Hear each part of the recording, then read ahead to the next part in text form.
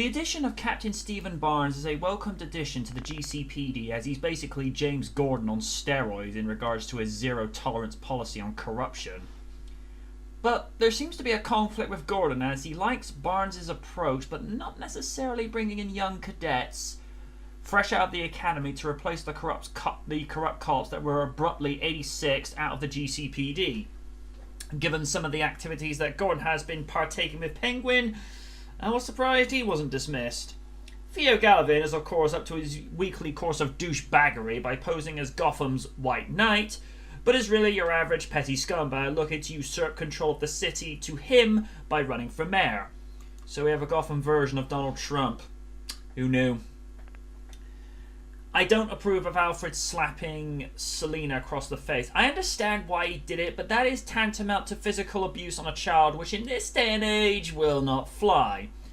So, gonna knock some points off for this week, as that was just not cool. And double douchebaggery ensues with him making Bruce jog home as a means of training him. I get the point that he's prepping him for Batman, but there's a way to do it and the wrong way. You figure out which was the wrong way.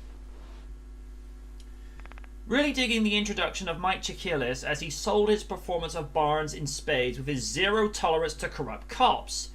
James Frain is really getting better in his role as Theo Galvin to the point where you can see he's enjoying his performance. I was surprised to find out he's actually an English actor, puts on an American accent quite well.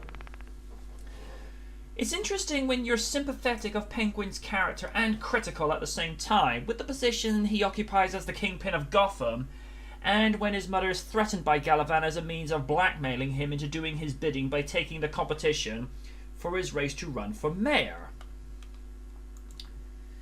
When you look at Strikeforce, I can sum it up best as the shifting of the tide. Changes are coming to Gotham. Some good, some not so good.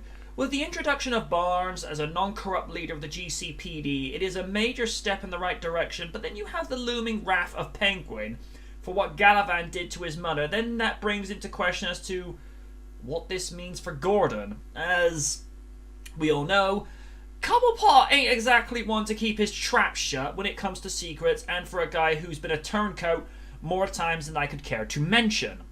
Until next time, Gothamites, good night from the night.